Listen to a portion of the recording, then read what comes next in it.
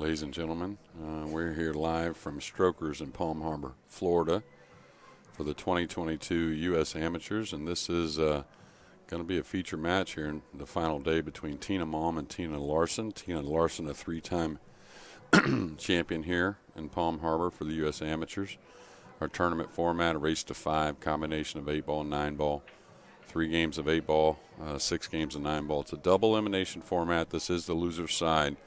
The winner of the lag either chooses the break or which discipline to start the match with. And Tina Malm of Maryland, formerly San Diego area, she won the lag and chose 9-ball. So we'll see Tina Larsen, like I said, 3-time champion here, to break the balls first in this race to 5.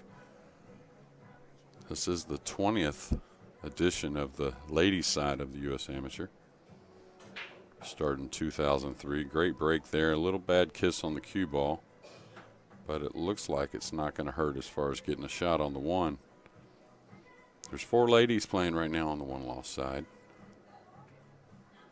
2 ladies left on the winner's side, so it will end today. Nice shot there, opposite-handed.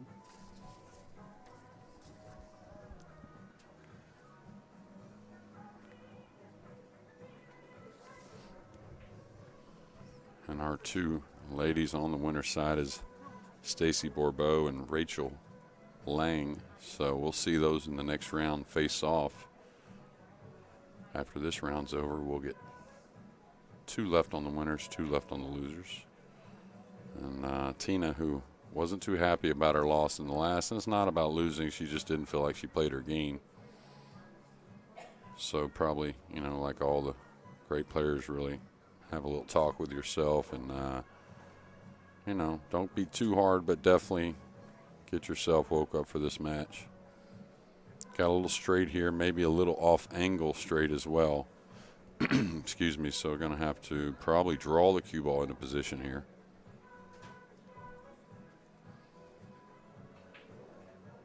Oh, watch out. She knew she put a great stroke on it. She probably just wanted to cheat the pocket a little bit to get the cue ball to the rail. One thing, though, I mean, she looked really good in this opening rack. I mean, that was a mistake, of course, but she's got to, you know, look at that as far as probably stroke the ball a little better here in the opening part of this match than that she did in the last match. So, gotta shake off that scratch in our first look at Tina Malm. Known Tina for a long time, been a really good player for a long time. Kind of took some time off playing here and there, but now has been playing quite a bit from what it looks like and on the social media and up in the Maryland area. Pretty powerful stroke, moves the cue ball pretty easily, just like her opponent.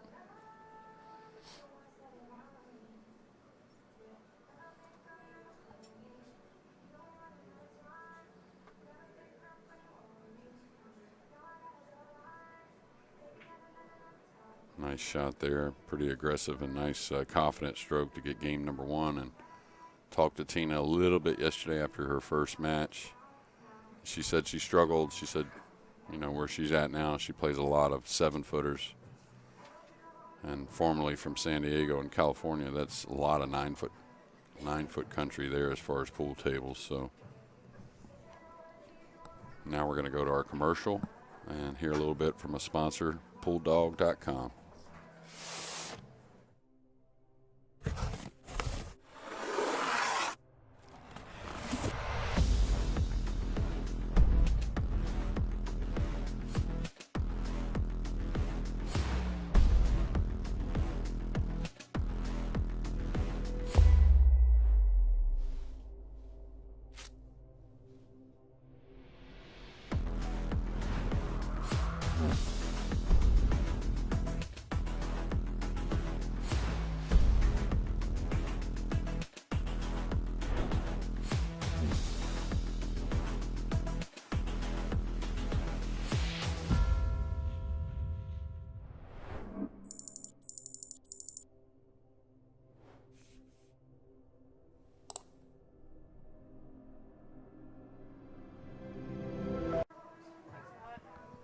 All right, we're back for game number 2, and We had a little technical difficulties yesterday, and we apologize for that. As great as the APA team is here on the technical side of things, sometimes things just happen, but everything's back to normal. Just missing a scoreboard, so I'll keep you updated on the score with, of course, this winter break format. Tina Malm up 1-0.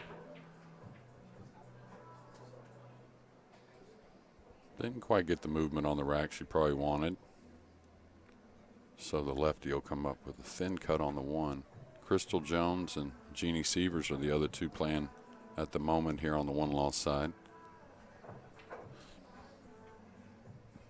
And then the Open division starts tomorrow. So a lot going on here at Strokers. If you're in the area, some of the best amateur players in the world here competing, both on the ladies' side and the Open division. So come on down. I think she's going to go for this here. Got to watch out. I mean, you want to go for this, but again, you can have some unfortunate things happen just because the cue ball is going to get turned loose a little bit. But tell you what, she's done pretty well. You know, if she wants to let the stroke out, the 3-5 combo is certainly playable. If she wants to kind of hold the ball, the kiss shot on the 5 is playable. The problem is really producing a shot if you go with the kiss shot on the 5. So I thought, you know, Tina, another one that's got a big stroke, can move the ball. So I like her trying to get back with this for the combo. Oh, great stroke there. She may have overdone it. And again, it's like, I know it's a short race, so, you know, losing games, period, doesn't feel good. But again, she's hit a ball very, very well, so not sure if she can get out of this so easily, but she needs to stay positive with it and realize she's hitting the ball well. Just keep attacking. Tough shot here, though. She's got to kind of bend the ball a little bit. It looks like the 7's really in the way.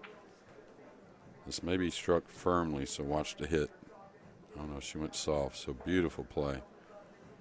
Super smart shot, too. And I talk about that all the time. The soft kick when there's balls around, or even when there's not, you can, you know, when a ball gets close to another, angles increase quickly, and sometimes you don't leave a shot.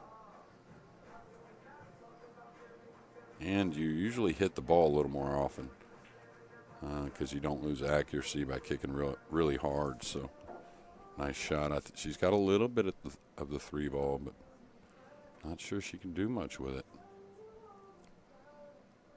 You can see maybe a little portion of the pocket open, but I don't think she can play the 3-5 combo. Don't think she can see enough of the 3 to do that. And the 7's in the way to run the cue ball, so this is difficult. Like, you may try to run the cue ball anyways. Even if you contact the 7, you could scratch if you tried that. So I'm not sure. If the 7's not there, you just chip the 3 and run the cue ball around for a safety. But yeah, and I think that was smart. You know, just try to come off the 7 and come up table.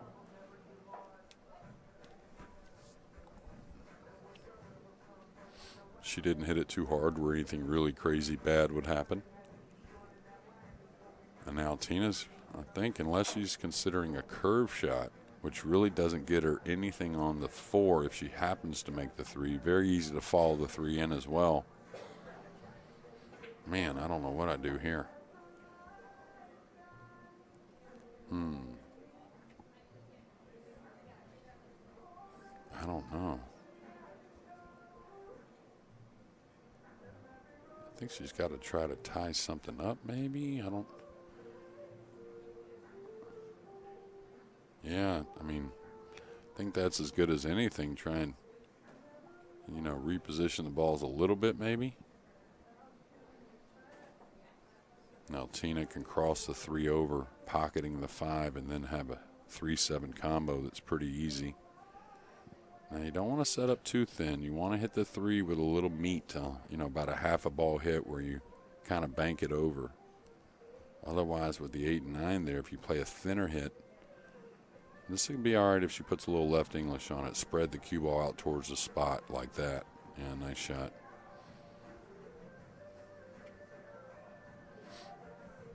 Now here, I don't mind going into the balls. Very hard to get snookered the way the 4 and 6 lay. You're pretty thin on the 3 anyways.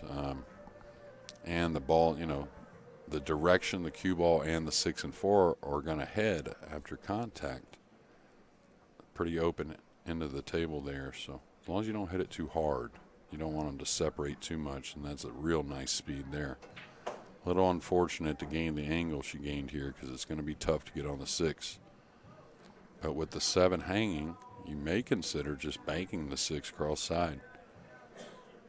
Now Tina possesses the stroke to move the ball with maybe a low right spin, trying to draw the cue ball to the underneath side of the 6 off a couple rails. But if you're feeling good, it's more about, I think, just holding for the simple cross side bank.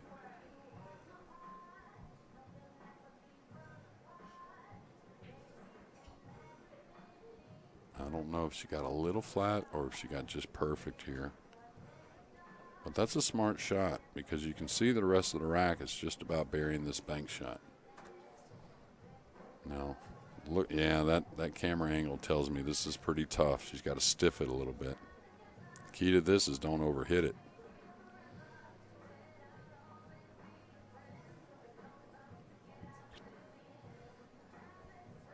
It'll hop on you and go long almost every time when you overhit it. And that was tough. I think it was a smart play to play for the bank. Just got a little, maybe get a little better with the cue ball.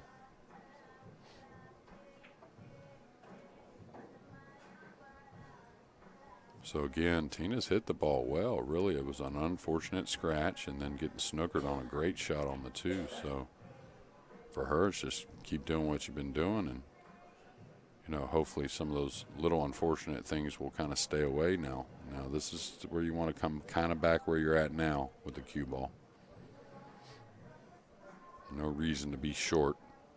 So a little high with a little right English, not too hard. Just use a little hit on the ball to create a little movement of the cue ball. Now she's drawn to where she's got to be careful. She could push the 9 in a funny spot if she happens to catch a bit of it. Yeah.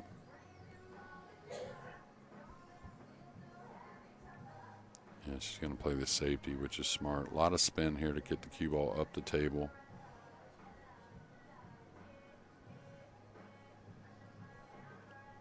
So Tina doesn't appear can go forward with the cue ball. Looks like a scratch to me, so if she decides to cut it, she's going to have to draw the cue ball, I think.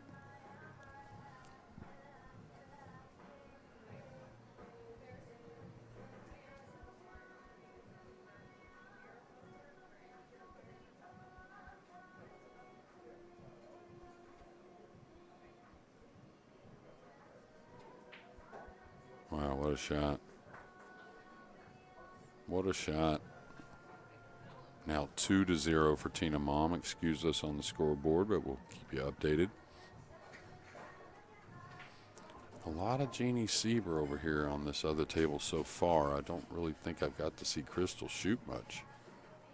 Jeannie won a match earlier to start today, and here's a good look at Tina Malm from Severn, Maryland, and Westville, Indiana's own Tina Larsen.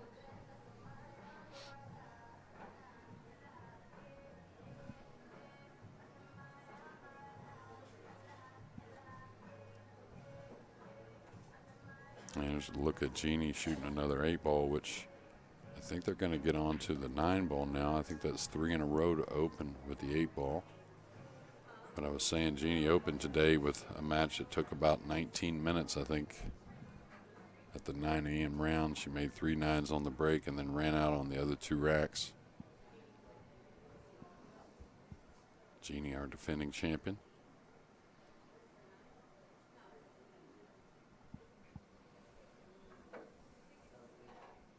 Now it's a choice with the ladies if they want to use the wooden rack or the template. You can see the 2023 entry window is now open. So make sure if you're trying to compete next year, you get in one of those qualifiers in your region. Now Tina Malm to break game number 3. leading 2-0 in this race to 5. She chose 9 ball, and so far it's paying off. A great shot on the 9 there in the last game. All right, she's made 2 on the break. She's got a good shot at the 2 ball. It's going away from the 3 a little bit, but you can see a possibility of a 5-9 later. So if the 3 passes the 8, which I think it does, or can she roll into the 7? Rolling into the 7 is going to give you a pretty funny angle on the 3 getting to the 4. So, but the good thing is it kind of keeps the 2 pretty simple. And so she was trying to catch the 7, I thought, but she did stay off the rail with the cue ball, though, so that's going to help. She knows she got a little thin here. Trying to see the tangent line of how much of the 8, if she follows the ball, probably, how much she's going to catch. She's going to go by it. A lot of times these angles will fool you, like you don't feel like you can draw to the end rail, but you can, as long as you don't cream it. Yeah, like that. She got a, which Tina's got a good, powerful draw stroke. Doesn't mind hitting low on the ball, which really helps when you're thin on shots. And now after a really nice opener on the 2, even better on the 3, and a bigger reward on the 5-9 to take a 3-0 lead.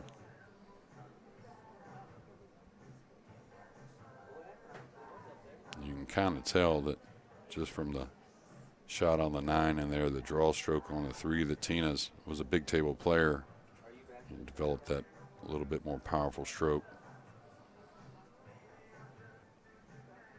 And this is all about the, you know, you don't want to baby it, but pretty big pocket with this combo as long as you just don't murder the ball, right? Just a nice medium stroke, hair of a cut. Now this is where you want to avoid side spin. Either straight top or straight bottom. Side spin can make this ball grab a little bit. Oh, she hit it sweet. And now 3-0 for Tina Malm.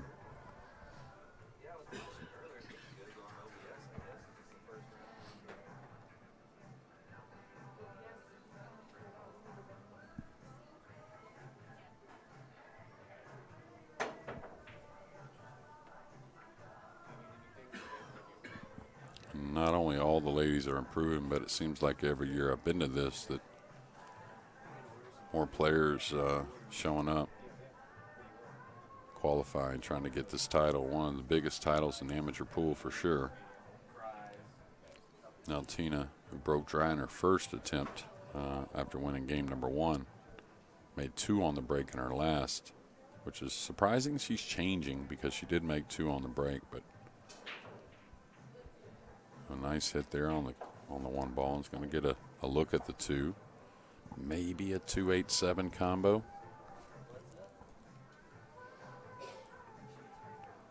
She'll probably check it out at least. And 3-0 lead. Doesn't want to give up much here. So I think if she shoots the combo, she's pretty in love with it. Tina Larsen, very capable coming back from this deficit.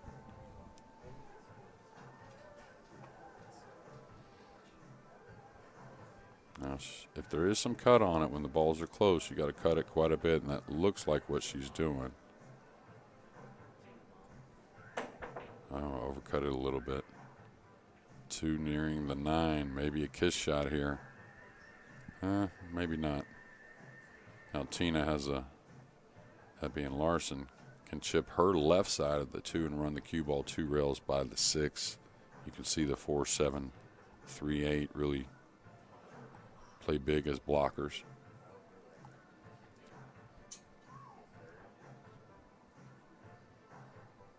Okay, I don't know if she was going for that. I wouldn't think so. Tina, pretty smart player, of course. She's got all the offense, but you have to have the defense to win here 3 times.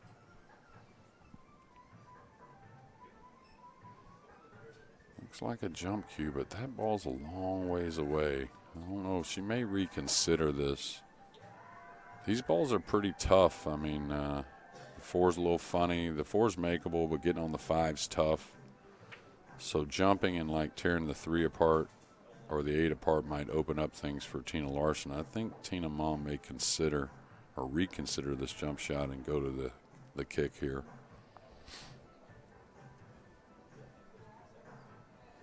Two rails maybe. She may be able to swerve the cue ball. Looks like the 9's in the way to just kick across the table, really. Now, this is kind of the same situation. You know, if you miss it, you miss it, but you don't want to hit the 3, make things a little easier. Oh, that'll work. Pretty smart shot, too.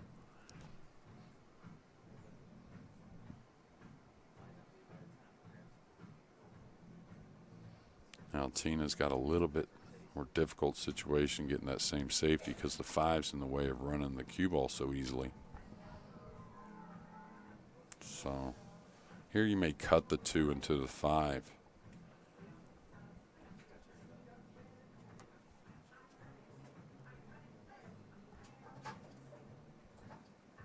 Yeah, I don't know.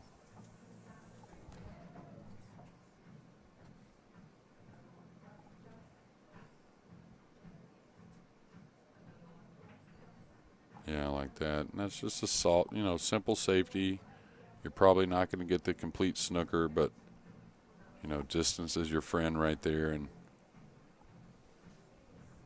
again, I think pretty solid thinking there by Tina Larsen. Easy to let that 3-0 deficit make you want to get a little more aggressive or push it on a shot a little bit when it's not really laying there. And same thing for Tina Malm here. She's just got to don't push it too much. She does have the 3-0 lead, and they're both playing great. So just keep it simple. You can go for the safety, or she's just going to play something mild, and that's just a smart shot. I mean, Tina Larsen may jump something in here, but she's got to earn it, which is all you're wanting to do with that 3-0 lead. 3-0, you say? Oh, Jason Bowman with us. Snuck in here on me. Yep. What's up, buddy? We're getting back on track, I see. Yeah. It's amazing how everything works when you show up. The tech team's been working behind the scenes to get us back on track. All right. The battle of the Tinas here. Yeah, and, when I looked around, and I don't know all the ladies, but I watch them, and a lot of them have certainly improved. But I thought these two were, Tina Larsen speaks for herself in the U.S. Amateur, her name does, but a lot of people don't know Tina Malm, but I thought when I saw her here that she'd be one of the pre-tournament favorites. Well, some folks may remember Tina Malm as Tina Pawlowski. Yeah, that's right. Out of San Diego. That's right. She's a very accomplished player. She years ago was writing some articles for our magazine, and a real accomplished regional player. So certainly a contender. Yeah, and a lady that's, I think at one time played some PBA events, whether through qualification or whether it was a full-time thing, but back in the late 90s, I believe, if I remember correctly, early 2000s. Early 2000s. I met Tina at a WPBA event down in Fort Lauderdale area, the Hard Rock down there back in 2006. Yep, I met her a long time ago in Olathe, Kansas. Oh, wow. At the same time, I met Mika Eminen and Peter Nielsen, I think it was, from Denmark. Room Finland. Looks good here. They got the. Oh, it looks awesome, and all the ladies have already commented how much they like it. Yeah, it was a tough day yesterday on the tech side. I guess you probably talked a little bit about that. We had a catastrophic equipment failure. The TriCaster that runs all of our stream through basically crashed, like if your computer crashes, and unfortunately we weren't able to bring it back up before the end of the day, but Kara and the rest of the folks here have done a good job of getting us going here today, so we appreciate all their hard work. Yeah, they're doing a great job. I told the viewers that we're still working on the scoreboard, but we're keeping them updated. 3-0 here for Tina Malm. Tricky little shots. You could have liked to have gotten a little straighter. That way, anytime you're going to the side on a combo, you're trying to control that second ball. And whenever you have to hit it with more speed, it's a little bit more, undetermined where that 3 ball's going. And here it got awfully funny. I don't know if she can dodge the scratch here if she tries to go offensive. Yeah.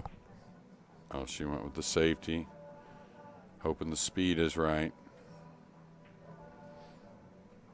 So it should be behind the 6 with the cue ball here.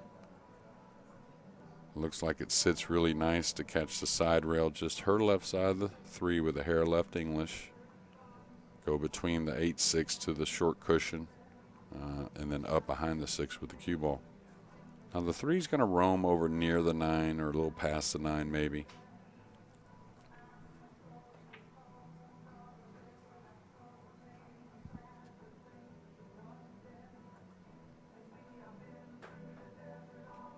Okay, she went the shorter route. Nothing wrong with that, just playing the speed.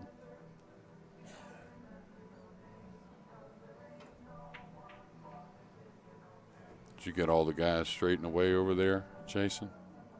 Which guys are we getting Well, the straightened players, away? I mean, for the Open, I mean. Yeah, we had only, I think, maybe about a third of the guys that got registered. I had to run out of there a little early to try to get over here and hook up with you. But, you know, the guys, they tend to show up a little later than the ladies. The ladies are all ready to go when the window opens, and the guys are a little late to filter in. So. And how many are in the Open exactly this year? Let's see here, 120, 119, I think. Okay. We had a couple last minute couldn't make it people. Yeah. But it's about 120. Well, that's not too bad considering, you know, how things are right now around the world.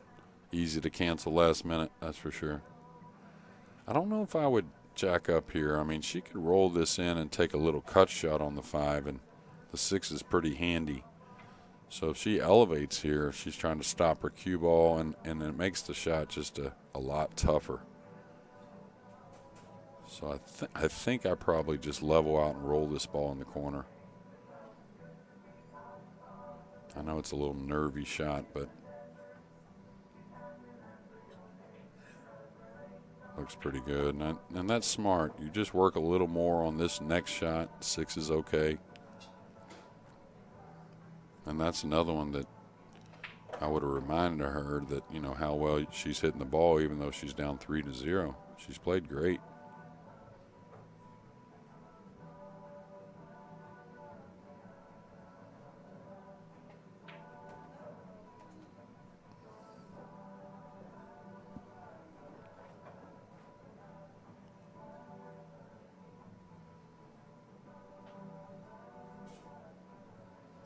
Okay, distance, got to stay clean with this one. Easy one to rattle on this Gold Crown.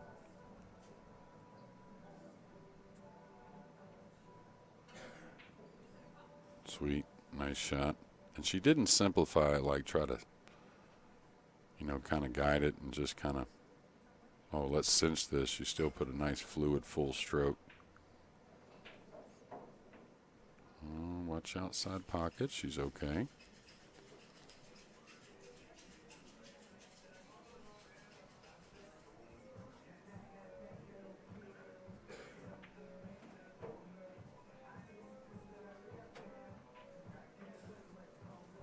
Tina's on the board here. Jeremy, I didn't see who won the lag in this match. Tina Malm did, but chose 9-ball. Gave up the break. She deferred the break, but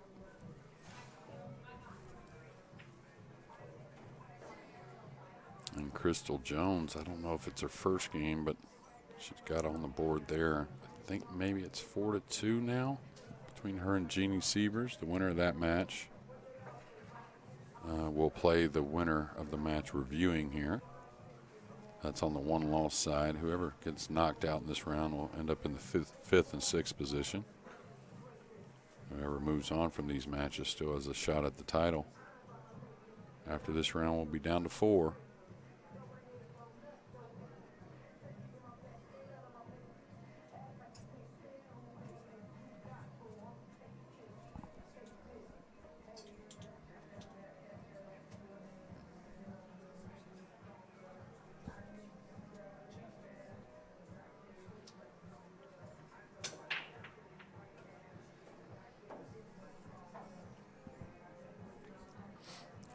Tina Larsen to break. Usually breaks pretty well.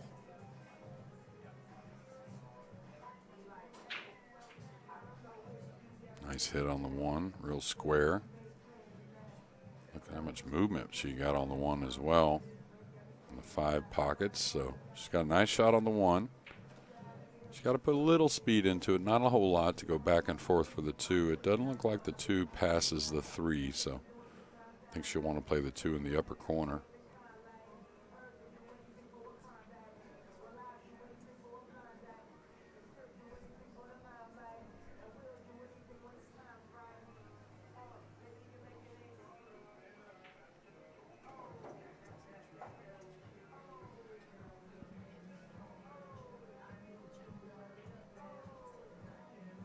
And just overcut a little bit. Had to run that cue ball. She's going to leave Tina a really good starter with pretty easy position as well. So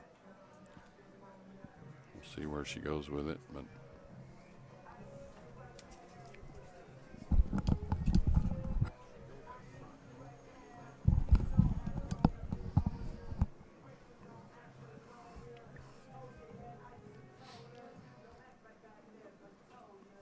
all right, looks like the 6 is kind of stuck on the 9. Maybe it just has the upper left corner, but the 4 is near and the 3 is near, so she needs to develop a breakout maybe. Very possible. Good position there on the 2.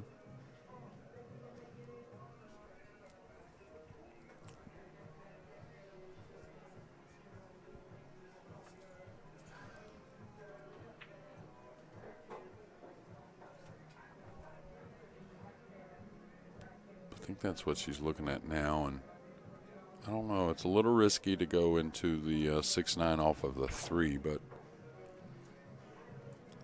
I think she could get above the 4 and play the 4 in the same pocket she's shooting the 2 at. Any angle above the 4, shooting the 4 into that same pocket the 2's going into now, kind of opens the 9 and 6 automatically. So, like if she could draw up the side rail here and get up by that side pocket, there's really not a bad angle to really shoot the 4 from, but looks like she's going to go with the top English, so she needs to separate these a little bit. Not a ton, but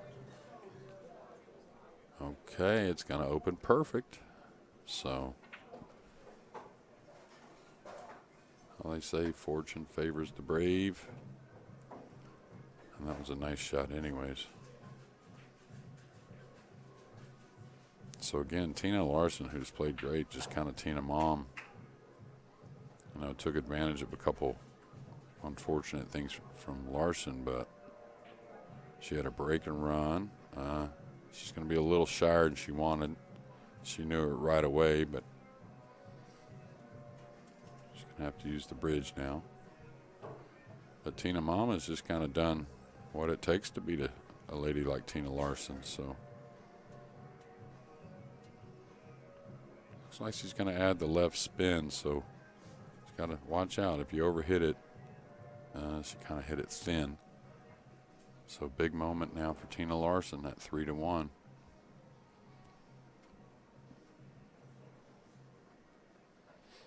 She's going to come down for the 8 in the side. Not too many terrible places, especially if you stay off the rail. She may come for the corner, but I thought she was a little thin on the 7 maybe to play for the corner. I thought she might run the cue ball. I like corners myself if you feel good about it.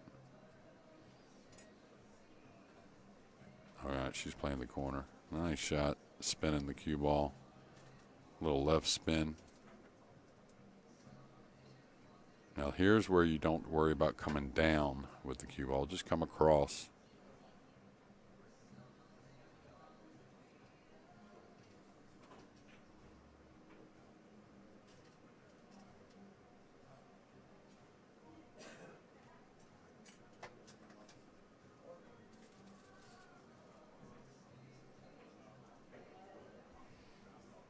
There you have it, 3-2, Tina Malm, but Tina Larsen now breaking. Our final game of 9-ball coming up.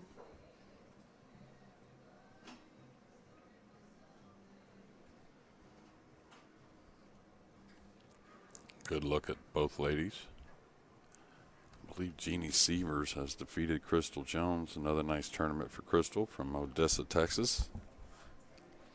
Jeannie Severs will move on. That's our reigning champion and a local favorite.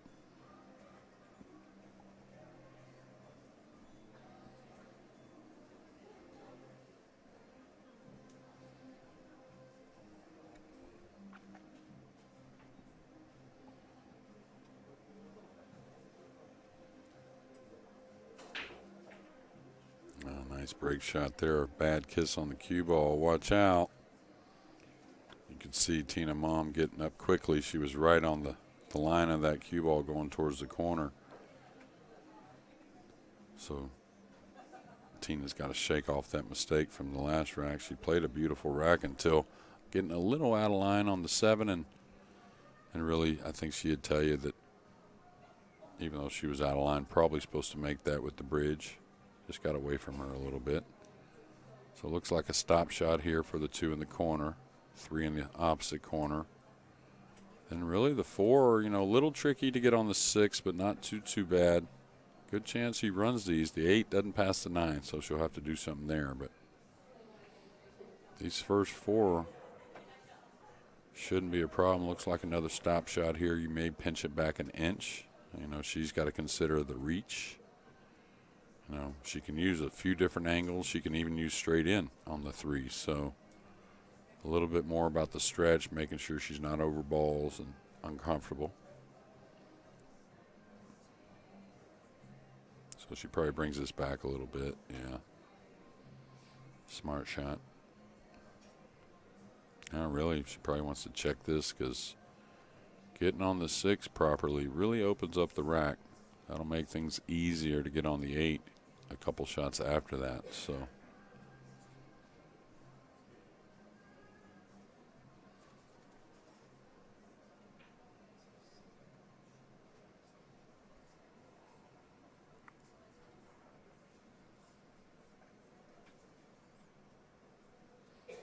can't really afford to draw it so much. You could catch a piece of the 7, I guess, but more like a draw stun maybe. Oh, she just cleanly moved it over. Smart shot. So, of course, coming back with the cue ball. Looks like she's barely got enough angle to get the cue ball off the rail. That's important when trying to get to the backside of the 8 off the 7. Because when she draws it, hard to be perfect with the cue ball. But off the rail really helps.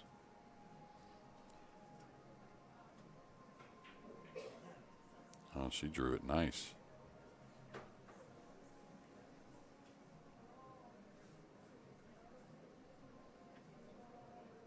It looks like she can roll forward to a bank, maybe.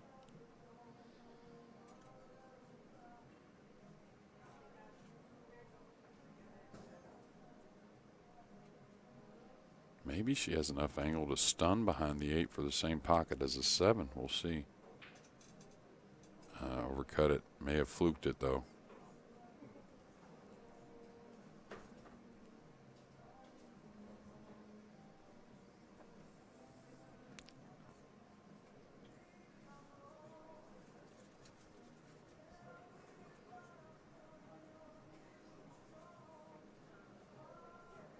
Looked like she was going to roll it. I thought she may get a little more aggressive and just draw it back to the rail and out. Just so she can kind of shoot the ball in a little more. And she could roll it, go forward to the rail. She can kind of guide it in a little lightly. And sometimes when you get close to the ball, you just, you don't see the line as well. Very easy. You'll see players stand up off the ball a little more. Okay, she went forward, so that shows you what I was talking about earlier. When you get close to the ball, the angle, it grows quickly.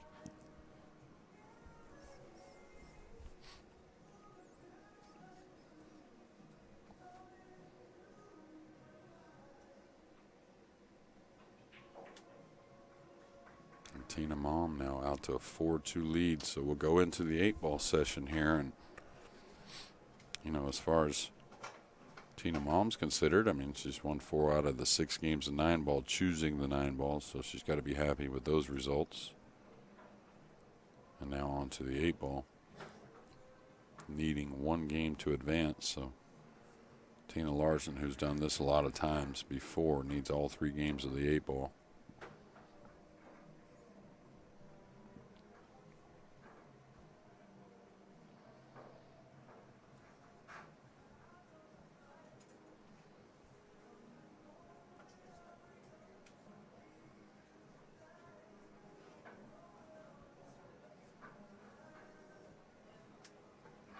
Seen a lot of ladies break the second ball here this week.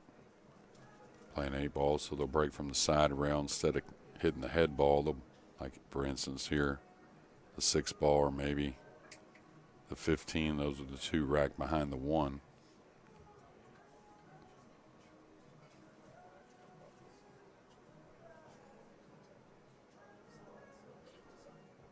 All right, Tina's going to obviously break the head ball. Thing about the head ball is, you know, like if Tina doesn't feel like she's as good an 8-ball player, or maybe she's not as confident at it as Larson, well, when she breaks them open like this, a lot of pressure on Tina Larsen. Just becomes it becomes more of a run-out game if a mistake's made, and you can see that Tina Malm only needs 1 game to win the match.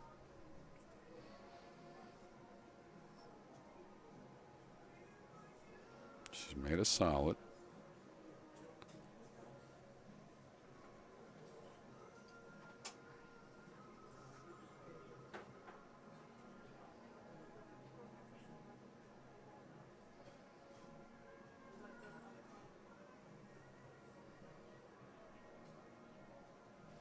Looks like the 4 passes the 9 as well, so maybe she shoots the 6 first. But the 5-2 is a problem, of course.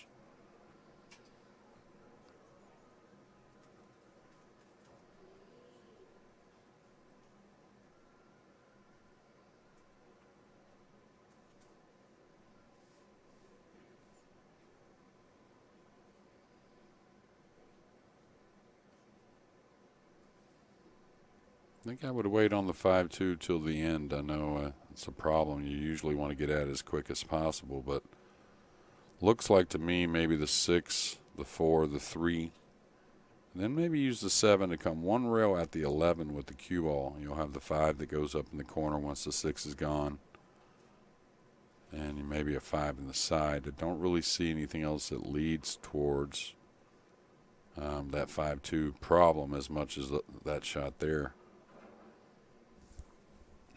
Now maybe the 4 didn't pass because she looked pretty, content that the 4 got moved there. Now she's sizing up a combination. Maybe she rolls this if she shoots it to try and cover up the pocket if she misses. These stripes are pretty open.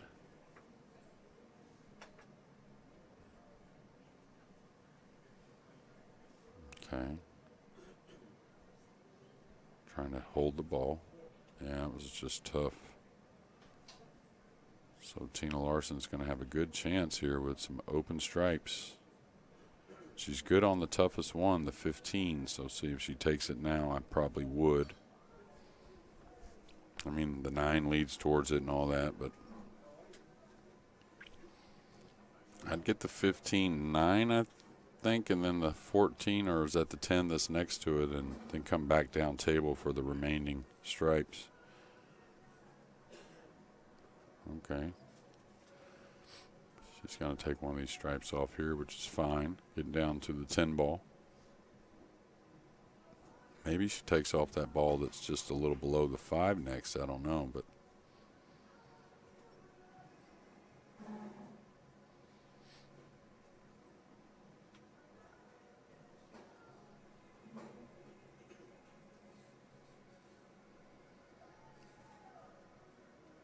she must have fallen a little straight here.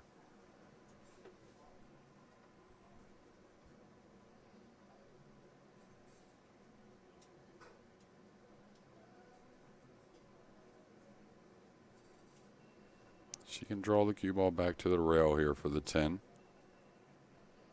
Maybe come back out for the 9. That's probably the shot, come all the way out. Okay, she's all right. Still has the 10.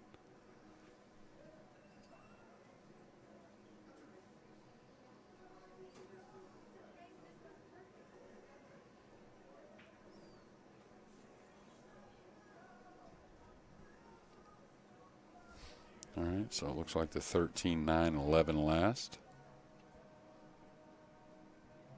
Looking to tighten this match right up.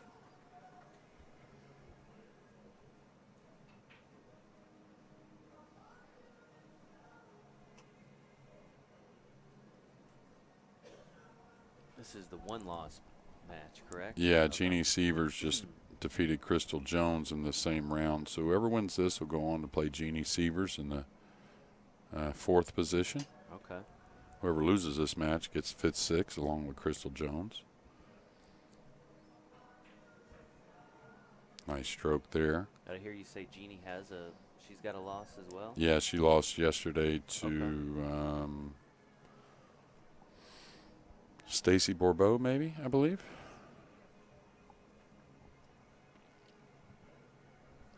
Stacy undefeated? She was in let's see, who is it? Stacy Bourbeau and Rachel Lang are our last 2 undefeated players. Okay. Probably a good time to plug the old CompuSport.us Yeah, there you go. bracket for those of you folks that are wondering how everybody's doing like me. Yeah, and My you own can research. Yeah, you can view the open brackets as well, correct? That's correct, yeah. All right, so Tina Larsen picks up that first game of the 8-ball set. We're 4-3. And I think the one match I heard you'll want to watch tomorrow definitely is Jason Shearman, our defending champion, against Ernesto Bayala. They drew each other in the first round. That's a tough start to any tournament. Yeah, that's a 11-10 pick 'em, whichever way you like. Yeah. I have not seen either of them yet here. Have you seen either one of them? Not here. I was down in Vero and then went to Fort Pierce last weekend. Jason, I saw Jason, so seemed not like see he was his- playing well. Did not see his wife this year. She must have No, she qualified finished Julia. 2nd. Okay. Yeah, I asked. He said, yeah, she got beat in the final of the qualification. Okay. She was our runner-up here last year. Yeah, it Julia looked like they were Shearman, going to take all the hardware home, Yeah. which they took quite a bit. Some heavy trophies on the Shearman mantle. That's right. All right, Tina Larsen with the break here. Still trailing by 1 game. And really, I mean, Tina Malm has played great. Of course, she made a couple of exceptional shots on the 9. She had a break and run earlier, which was really nice. But Tina Larsen really, I mean, she had a scratch that was so brutal early on a shot. Beautiful shot she made. She made another beautiful shot on the 2-ball. And you know how sometimes you just hit it too good. And she overdrew the ball a little bit, got snookered, and then Tina Malm took advantage. So, but both of them played a superb match, in my opinion. Not surprised to see either one of these ladies here late in the tournament. Yeah, absolutely. Now she's, of course, forced to take, I think she just made a solid, right? So now sometimes, when you don't like the way they look, right? I mean, you might take a chance here. You may shoot the 7 a little more firm and, see if the 9 can ricochet something open a little more, maybe draw your ball off the 9 doing that. Because sometimes you have to weigh the table, Jason, and say, man, it's just so much against me. I got to try and change it a little bit. A player like Tina Malm following me is going to take full advantage of a table like this usually. So I wouldn't be surprised to put some speed in this and kind of rearrange the furniture a little bit. Yeah. Oh, now she missed the 7. That's 8 ball. It. Oh, that's my. It. Wow. And that's the gamble, I guess, with it. But I really don't mind the shot selection. That's a tough way to go out. You saw even Tina Malm kind of put her hands in her face in her hands, knowing that's not how she wanted to win either. But and that shows you something about this U.S. Amateur. They're here to win. That's the way it goes sometimes, though. So there you have it, folks. Tina Malm is moving on. Tina Larsen, the 3-time champion, is exiting the tournament. Where did she finish up, Jeremy? 5th, 6th. 5th, 6th. So, again, strong finish for her once again here at the Women's U.S. Amateur Championship. Tina Malm will be moving on, and we are going to take a quick break, and we will be right back here with more coverage of the Women's U.S. Amateur Championship from Strokers, Palm Harbor, Florida. Thanks for tuning in.